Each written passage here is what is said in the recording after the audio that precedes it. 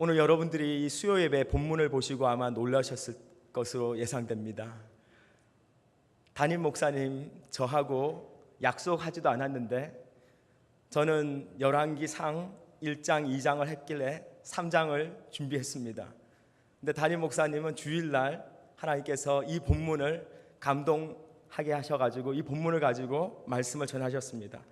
아마 제 생각에는 이런 경우는 흔하지 않을 것 같습니다. 앞으로도. 근데 하나님께서 우리 담임 목사님과 저에게 각자에게 주시는 그런 말씀의 은혜를 통해 가지고 우리 성도님들이 은혜 받으시기를 바랍니다. 요즘 북한에 대한 소식을 들으면은요, 김정은이 아주 극도로 불안해하는 모습이 있습니다. 그래서 북한에 있는 고위급 장성들이 한국으로 망명하는 그러한 일도 있습니다. 저는 이 본문에 솔로몬의 마음을 이렇게 볼 때 솔로몬이 그 전에 2장에서 어떤 마음을 가지고 있냐 하면은 솔로몬을 대적하던 사람들을 하나하나 제거를 합니다. 제사장 아비아달 제사장을 직분에서 박탈하고요, 추방해 버립니다. 그리고 시므이를 처형하고 요압과 아도니아를 처형함으로 말미암아 솔로몬은 이제 왕으로서의 그러한 기틀을 잡아가는 그러한 것이 2장에서 있습니다. 오늘 3장의 말씀은요, 이렇게 시작하고 있습니다. 1절 말씀 보시면은요, 솔로몬이 애굽의 왕 바로와 더불어 혼인 관계를 맺어 그의 딸을 맞이하고 다윗성에 데려다 두고 자기의 왕궁과 여호와의 성전과 예루살렘 주위의 성의 공사가 끝나기를 기다리고 있었다라고 말씀하고 있습니다. 솔로몬이 왕으로서 지금 어떠한 일을 하는데 제일 먼저 성경이 기록하고 있는 것이 애굽의 왕 바로의 딸과 혼인 관계를 맺었다는 것입니다. 역사적인 기록에 따르면요, 애굽의 공주는 이방에 결혼을 보내지 않았습니다. 근데 솔로몬이 그 공주를 자기의 부인으로 맞아들이는 것은요, 그 당시에 있어서 굉장한 외교적인 업적 중에 하나가 될 수 있습니다. 이 본문에서 혼인 관계를 맺어라고 하는 단어가 히브리 말로는 하탄이라는 단어를 쓰고 있습니다. 하탄이 무슨 뜻이냐 하면은요, 친척이 되다. 다른 뜻은 사위가 되다라는 뜻입니다.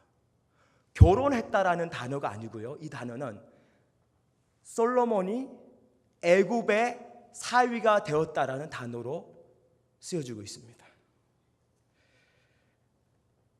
더 깊이 들어가면은 히브리 본문에서 히파엘이라는 형태를 쓰고 있는데 이것은 뭐냐 하면은 스스로가 적극적으로 사위가 되기 위해서 노력하고 그렇게 했다라는 뜻입니다. 솔로몬의 마음은 왕이 되고 나서 그 마음에 두 가지가 있습니다. 하나님을 의지할 것인가, 아니면 인간적인 방법을 통해서 내가 왕으로서의 어떠한 권력 기반을 다져갈 것인가 하는 부분이 있습니다. 솔로몬은 그의 마음에 외교적인 정략 결혼을 통해서 애굽을 힘을 빌리려고 했습니다. 그리고 애굽과의 관계를 통해서 평화를 유지하려고 하는 마음이 있었던 것을 우리가 볼 수 있습니다. 열왕기상 11장 1절에 이렇게 기록하고 있습니다. 솔로몬 왕이 열왕기상 11장 1절에 솔로몬 왕이 바로의 딸 외에 이방의 많은 여인을 사랑하였으니 곧 모압과 암몬과 에돔과 시돈과 헷 여인이라고 말씀하고 있습니다. 솔로몬은 애굽의 바로의 공주만은 사랑한 것이 아니고 하나님께서 결혼 관계를 맺지 말라고 했던 가나안 족속들과 다 혼인 관계를 맺고 있습니다. 열왕기상 11장 2절에 성경이 이렇게 기록하고 있습니다. 여호와께서 일찍이 이 여러 백성에 대하여 이스라엘 자손에게 말씀하시기를 너희는 그들과 서로 통혼하지 말며 그들도 너희와 서로 통혼하지 말라. 그들이 반드시 너희의 마음을 돌려 그들의 신을 따르게 하리라 하셨으나 어떻게 했다고요? 솔로몬이 그들을 사랑하였더라. 하나님께서는 이미 솔로몬에게 말씀으로 하셨습니다. 너가 세상을 의지하지 말고 오직 여호와 하나님만을 의지하라고 하셨지만은 솔로몬이 의지하는 대상은 세상이 되어버렸습니다. 그 결과 나중에 열왕기상 11장 3절은 이렇게 기록하고 있습니다. 왕은 후궁이 700명이요 첩이 300명이라 그의 여인들이 왕의 마음을 돌아서게 하였더라. 왕의 마음을, 솔로몬의 마음을, 여호와를 향하고 있던 마음을 이방 신들을 향해서 돌이키게 하는 계기가 되었다라고 말씀하고 있습니다. 열왕기상 11장 4절은 이렇게 기록하고 있습니다. 솔로몬이 나이가 많을 때에 그의 여인들이 그의 마음을 돌려 다른 신들을 따르게 하였으므로 왕의 마음이 그의 아버지 다윗의 마음과 같지 아니하여 그의 하나님 여호와 앞에 온전하지 못하였으니. 지금 우리가 보는 본문 열왕기상 3장은 솔로몬이 그래도 하나님을 향한 마음을 가지고 시작하고 있습니다. 하지만은 이방 족속과의 맺었던 혼인 관계를 통해 가지고 솔로몬이 하나님을 등지고 나중에는 나이가 많아지니까 그 많은 부인들을 당하지 못합니다. 젊었을 때는 그래도 왕의 권위로 눌렀습니다. 하지만은 시간이 갈수록 솔로몬은 완전히 하나님께 돌아서는 그러한 사람이 되어버립니다. 열왕기상 11장 5절에서 8절은 솔로몬의 구체적으로 어떻게 이방신을 섬겼는지가 나옵니다. 시돈 사람의 여신 아스타롯을 따르고 암몬의 가증한 밀곰을 따르고 솔로몬이 여호와 눈앞에서 악을 행하여 그의 아버지 다윗이 여호와를 온전히 따름같이 따르지 아니하고 모압의 가증한 그모스를 위하여 예루살렘 앞산에 산당을 지었고 또 암몬 자손의 가증한 몰록을 위하여 산당을 지었다. 8절에서는 그가 또 그의 이방 여인들을 위하여 다 그와 같이 한지라 그들이 자기의 신들에게 분향하여 제사하였더라.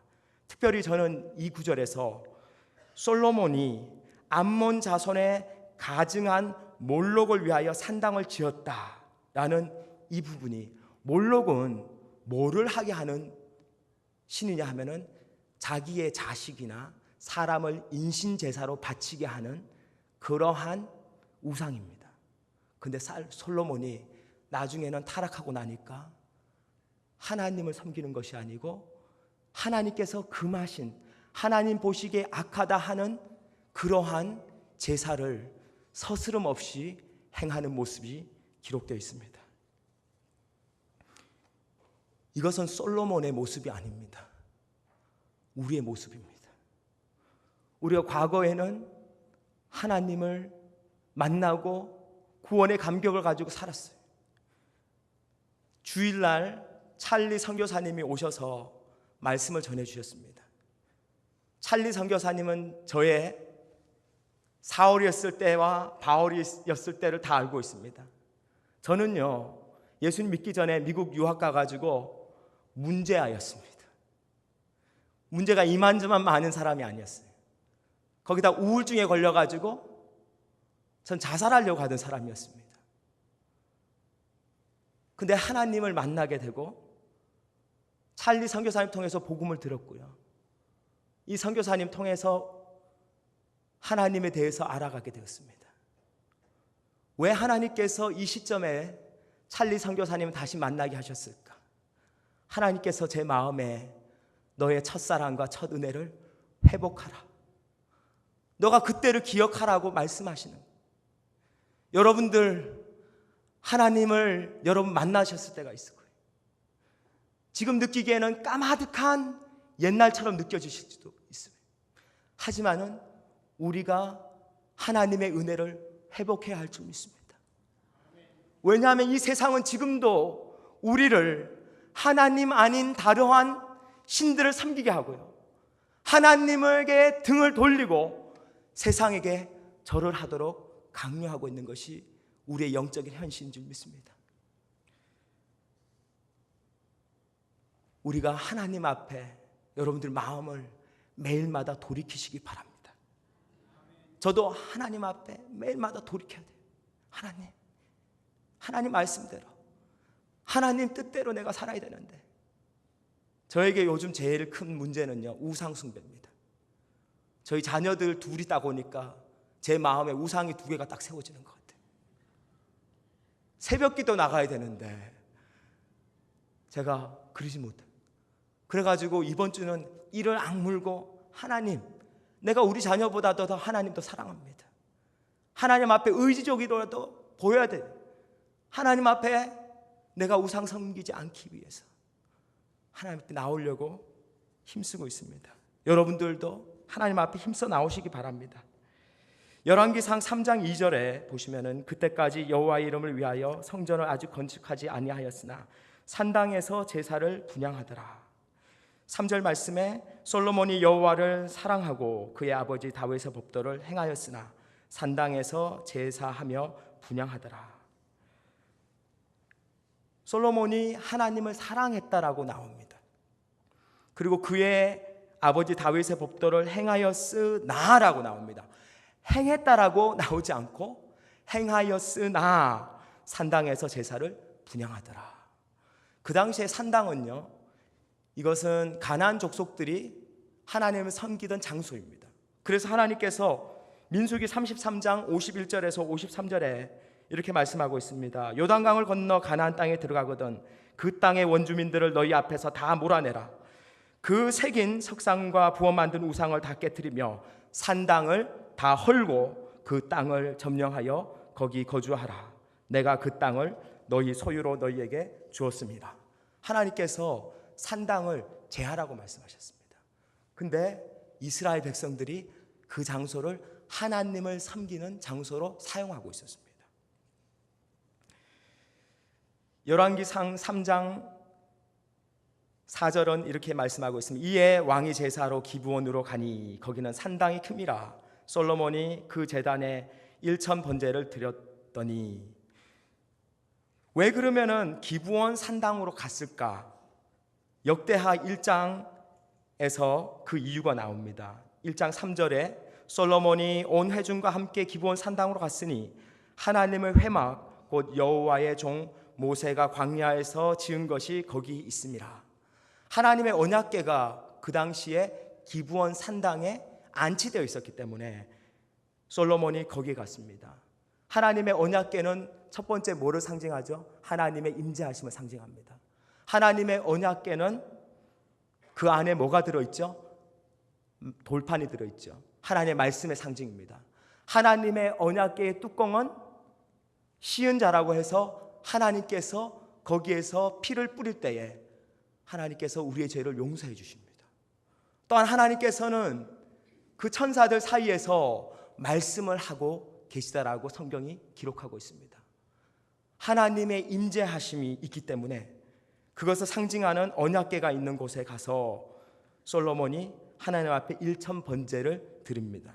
우리 담임 목사님이 설명해 주셨듯이 1천 번제는 1,000번 제사를 지는 것이 아니고 뭐라고요? 역대하 1장 6절에 나오듯이 여호와 앞 곧 회막 앞에 있는 놋제단에 솔로몬이 이르되 그 위에 1,000마리 희생으로 번제를 드렸더라. 1,000마리의 양을 잡아가지고 거기에 하나님 앞에 드리는 겁니다. 여러분들 생각해 보셨습니까? 그 장면을. 양들의 소리가 엄청나게 들려옵니다. 매 하는 소리가 들립니다. 제사장들은 그 양을 잡고 그리고 그 피가 제단 밑에 번제단 밑으로 흘러내립니다. 그리고 제사장의 온몸은 피로 얼룩져서 가죽을 벗기고 하나님 앞에 드릴 부분과 그렇지 못한 부분을 구별해서 하나님 앞에 태웁니다. 이 번제라는 것은 헌신을 상징하고 있습니다. 완전한 헌신, 온전한 헌신을 상징하는 것이 하나님 앞에 번제를 드리는 것입니다. 근데 번제 중에서도 1,000번제, 1000마리의 제물을 하나님 앞에 태워서 흔적도 없이 올려드리는 겁니다. 우리 사월교회가 저는 최근에 이러한 일을 하고 있다라고 봅니다. 이 재단, 사실 이 재단하고 LED 등 이러한 것들이 성도들이 하나님 앞에 마음을 다해서 드리는 예물입니다. 하나님 앞에 드리는 양들이에요. 이것을 하나님 앞에 드리는 거예요. 너무너무나 멋있는 광경입니다. 사실 1000번제를 드린다는 것은 화려한 광경이에요. 하나님 보시기에. 저는 이번에 우리 교회가 이 공사를 하면서 기존에 있던 단을 뜯어낼 때 사진을 찍어놨어요. 그리고 단에 뜯어내고 새로운 골격을 용접하고 그 위에 이 마루를 깔고 하는 때마다 들어와서 궁금하기도 하고 그래서 사진을 찍었어요. 근데 제 마음에 드는 생각은요, 바로 이거였어요. 하나님, 우리의 마음도 이렇게 새롭게 만들어 주실 수 없으세요?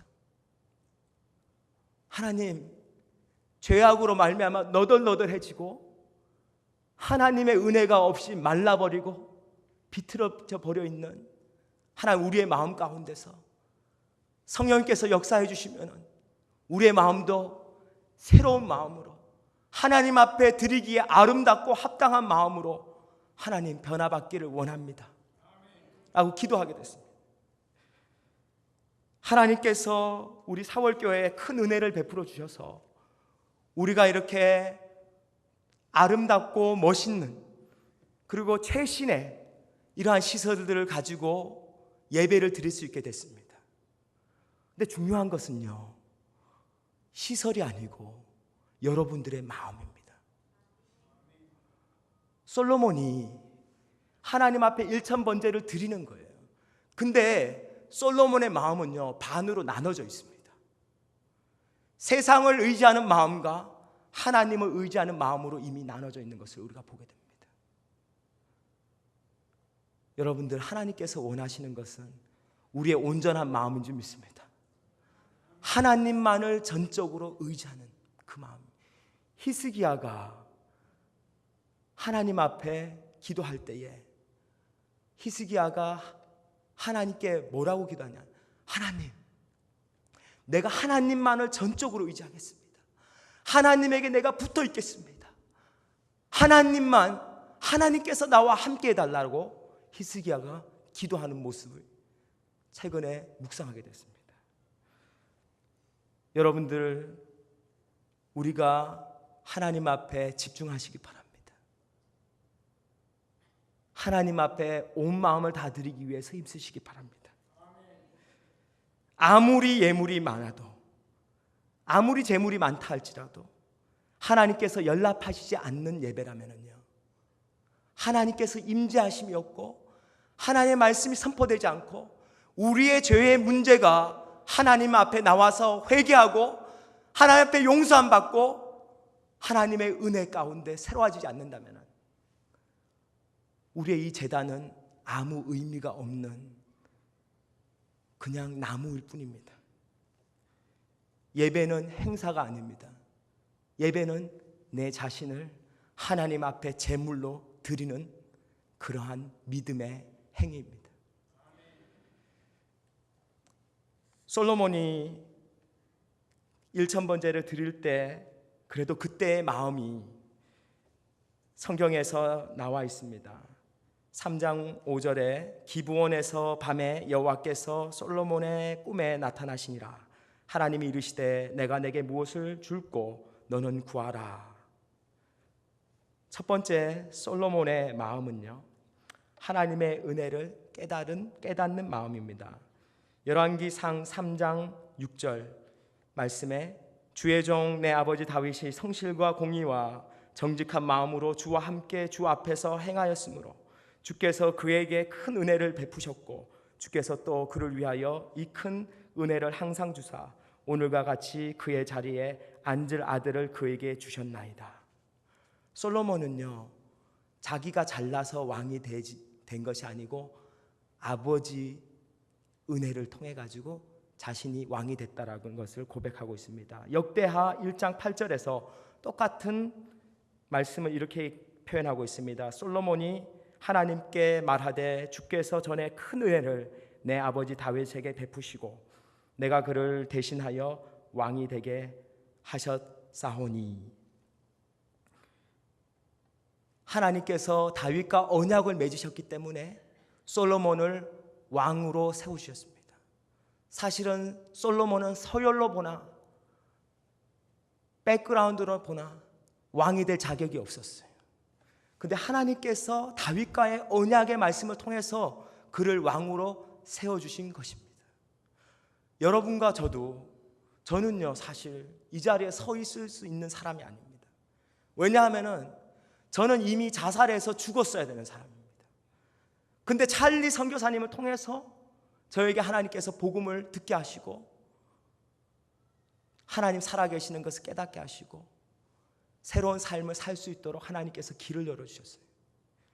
이번에 찰리 선교사님이 오셔서 저희 집에 방문하셨어요. 저희 부모님을 만나보셨어요.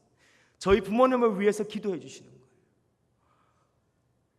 저에게 너무너무나 큰 은혜가 됐습니다. 마치 이것은 초대의 100년 전에 미국에 오신 선교사님이 한 이름도 없는 그러한 가문에 오셔서 복음의 말씀을 전해주는 듯한 안희환 선교사님이 4월교회 시작할 때 하셨던 그러한 일들을 100년 후지만은 선교사님을 통해 가지고 그렇게 하시니까 너무너무나 나는 은혜를 받을 자격이 없는데 하나님께서 은혜를 베풀어 주신다는 것을 깨닫게 됐습니다.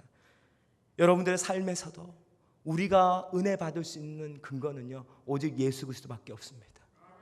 예수 그리스도의 십자가의 공로에 의지해서 우리가 구원받았습니다. 예수 그리스도가 아니면 우리는 이 자리에서 하나님을 예배할 수도 없는 그러한 자들입니다. 하나님의 은혜를 다시 한번 기억하시는 여러분 되시길 바랍니다. 솔로몬의 마음이 두 번째는요 하나님을 나의 하나님 여호와로 부르며 자신을 작은 아이라고 겸손히 낮추는 모습을 보게 됩니다. 열왕기상 3장 7절에 나의 하나님 여호와여 주께서 종의 아버지 다윗을 대신하여 왕이 되게 하셨사오나 종은 작은 아이라 출입할 줄을 알지 못하고. 여기에서 빠져있는 단어가요 히브리 단어의 아타라는 단어가 지금이란 단어를 번역하지 않았습니다. 지금 하나님께서 자신을 불러주시고 하나님께서 하나님의 종이 되게 해주시고 작은 아이와 같이 나는 출입할 수 없는 자라는 것을 고백하고 있습니다. 다시 번역하면은요 하나님 나는 하나님 앞에서 걸음마조차도 온전히 할 수 없는 자입니다. 하나님 나는 내 집을 나가지도 들어오지도 온전히 혼자서 할 수 없는 그러한 자입니다 라는 고백을 하고 있습니다. 그러한 아이와 같은 자라고 고백하고 있습니다. 저와 여러분이 우리의 마음이 높아져 있다라면 이 시간 하나님 앞에 우리의 마음을 낮추시기 바랍니다. 내가 잘나서 내가 지금 잘 사는 것이 아니고 내가 능력이 있고 내가 지혜가 있어서 내 자녀가 좋은 학교, 좋은 직장을 얻는 것이 아니고 하나님께서 우리를 불쌍히 여겨주시기에 하나님께서 우리는 능력이 없지만 하나님께서 긍휼히 여겨주시는 줄 믿습니다. 세 번째 솔로몬의 마음은요 하나님의 능력과 도우심을 의지하려고 하는 마음이 있습니다. 8절 9절에 보시면은 주께서 택하신 백성 가운데 있나이다. 그들은 큰 백성이라 수요가 많아서 셀 수 없고 기록할 수도 없사오니 누가 주의 이 많은 백성을 재판할 수 있사오리까. 듣는 마음을 종에게 주사 주의 백성을 재판하여 선악을 분별하게 하옵소서. 이 표현이 역대하에서는 모래와 같이 많은 백성이라고 표현하고 있습니다. 하나님, 나는 하나님께서 세워주셔서 이스라엘의 왕이 되긴 했지만은 하나님 내가 어떻게 이 많은 사람들을 내가 이들을 인도하고 하나님 이들을 나는 다스릴 수가 없습니다. 하나님 앞에 철저하게 자신의 무능함을 드러내고 하나님의 도우심을 구하는 모습을 보게 됩니다. 저와 여러분이 의지해야 될 분은 오직 하나님 한 분밖에 없습니다. 하나님 우리가 붙들어야 되고 하나님 하루하루 의지하지 않으면 우리는 넘어질 수밖에 없는 존재입니다. 솔로몬이 하나님 앞에 구하는 것이 듣는 마음입니다. 레브 소메아라는 이 단어인데요, 레브라는 말은 심장이란 뜻이 되고요, 심장 또는 마음 또는 결단이라는, 그리고 성품이라는 단어로도 해석될 수 있습니다. 쉐메아라는 것은 쉐마, 듣다라는 뜻입니다. 하나님 앞에 듣는 마음, 듣는 성품, 들을 수 있는 결단을 달라라고 말하고 있는 거예요. 또한 쉐마라는 이 단어는요, 야 엄마 말 좀 들어 라고 할 때, 아빠 말 좀 들어, 이 말을 우리가 할 때 듣는다는 뜻이 순종하라는 뜻입니다. 하나님 앞에 솔로몬이 구하는 것이 하나님 순종할 수 있는 마음을 달라라고 그가 기도하고 있는 것을 우리가 보게 됩니다. 솔로몬은 너무나 많은 이 백성들을 자신의 힘으로 재판할 수가 없고 그들을 향해서 선악의 분별함이 없기 때문에 하나님 앞에 하나님 나에게도 들을 수 있는 마음을 주십시오. 저는 이 듣다라는 것을, 그 대상을 백성들의 소리도 듣지만은 그것보다도 더 중요한 것은 하나님의 음성을 듣는 마음인지 믿습니다. 그리고 하나님의 마음을, 하나님의 음성을 듣고 하나님의 뜻에 순종하는 마음을 달라라고 기도하고 있다라고 저는 해석하고 싶습니다. 하나님의 말씀을 우리가 분별하지 않으면 우리는 선악을 가려낼 수가 없습니다.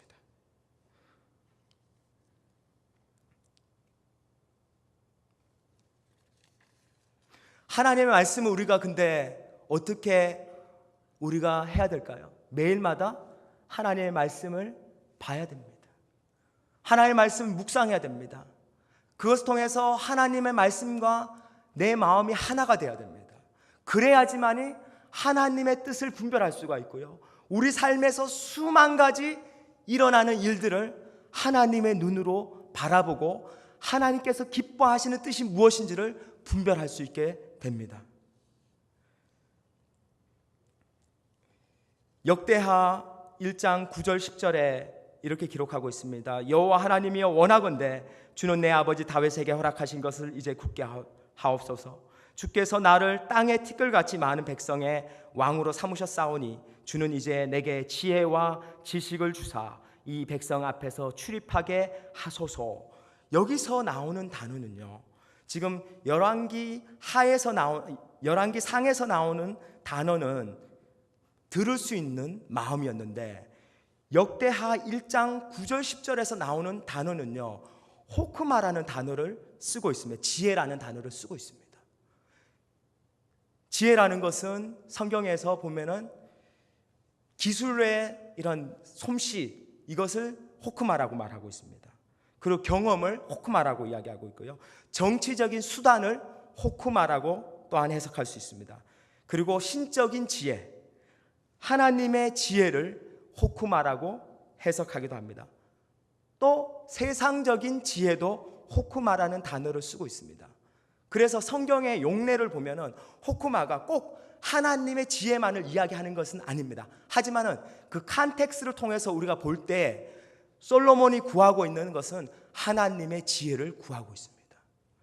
하나님의 지혜가 그러면 어떤 것인가 보니까 열왕기상 3장 28절을 한번 찾아보겠습니다. 열왕기상 3장 28절을 보겠습니다.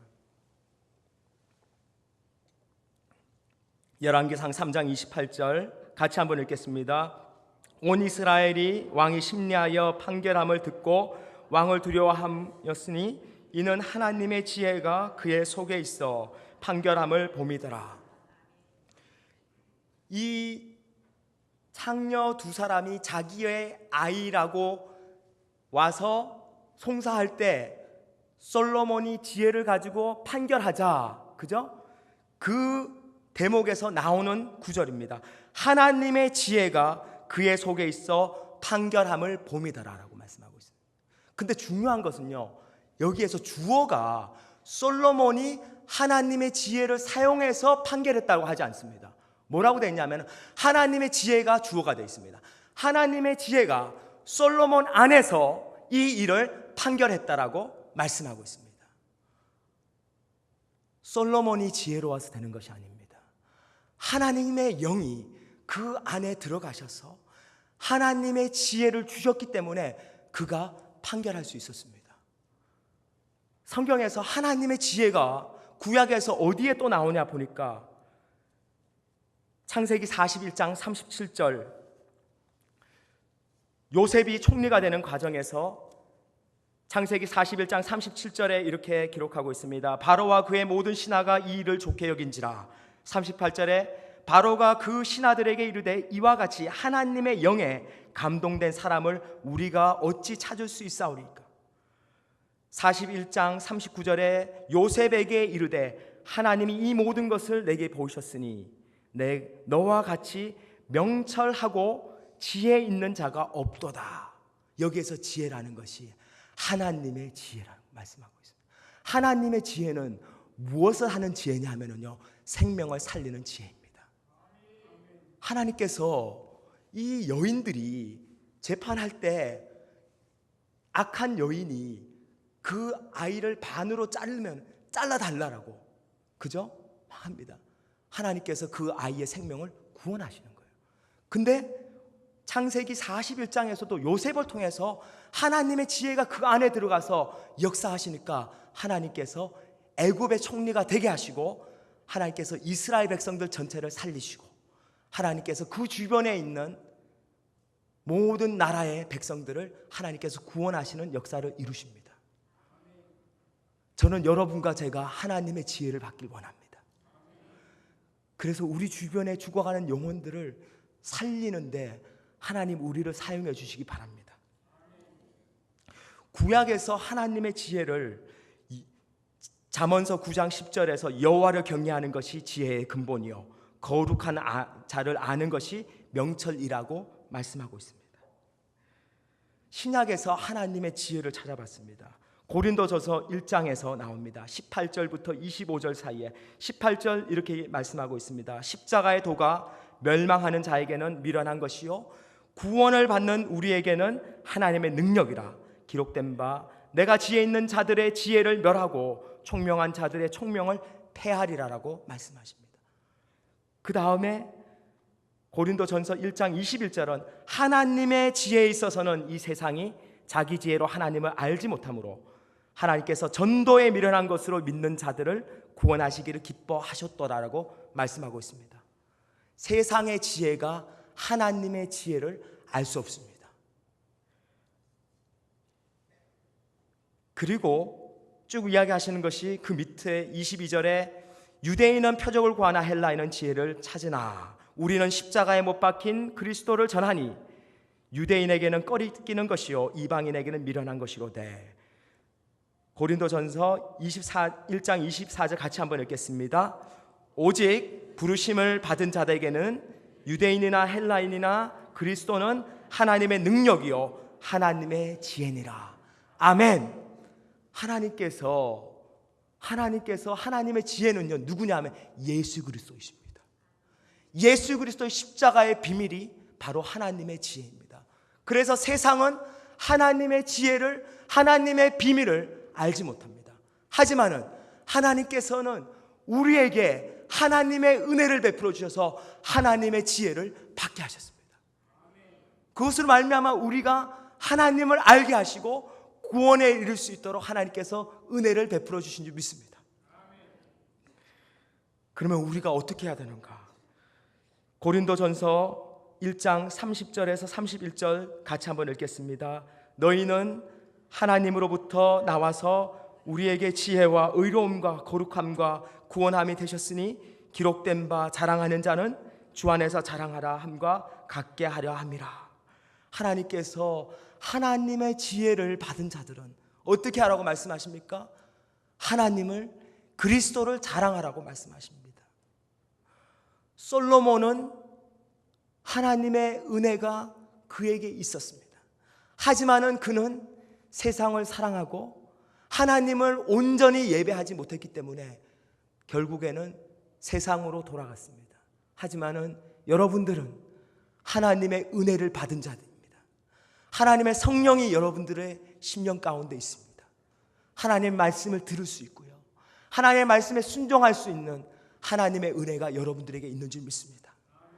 그래서 여러분들이 하나님 앞에 정말로 하나님의 그 은혜를 가지고 나가시기 바랍니다. 고린도전서 2장에 이렇게 2장 1절부터 5절에 이렇게 기록하고 있습니다. 형제들아, 내가 너희에게 나와 하나님의 증거를 전할 때에 말과 지혜의 아름다운 것으로 아니하였나니 내가 너희 중에 그리스도와 그가 십자가에 못 박힌 것 외에는 아무것도 알지 아니하기를 작정하였습니다. 여러분들이 세상적으로, 인간적으로 잘하려고 하지 마시고 하나님의 말씀과 복음에 대해서 헌신하시기 바랍니다. 사도 바울은 이렇게 말씀하고 있습니다. 내 말과 내 전도함이 설득력 있는 지혜의 말로 하지 아니하고 다만 성령의 나타나심과 능력으로 하여 너희 믿음에 사람의 지혜에 있지 아니하고 다만 하나님의 능력에 있게 하려 하였노라라고 말씀합니다. 결론을 맺겠습니다. 하나님의 영이 우리에게 함께 하실 때에 하나님의 지혜가 있습니다. 하나님의 영이 함께 하실 때에 우리는 하나님의 거룩하심을 닮아가게 됩니다. 그리고 하나님의 능력이 우리의 삶에서 나타납니다. 하나님의 능력은 세상과 구별됨입니다. 여러분들이 하나님 앞에 여러분들 마음 가운데 죄악된 것들이 있다면 하나님 앞에 회개하시기 바랍니다. 하나님의 임재하심이 여러분 삶 속에서 나타나기 위해서, 하나님 앞에 드려지는 예배가 하나님 앞에 온 마음 다해서 드려지기 위해서 철저히 하나님 말씀에 무릎 꿇으시고 하나님 앞에 힘써 나가시는 그러한 하나님의 지혜가 있는 여러분은 다 되시기를 주님의 이름으로 축원합니다.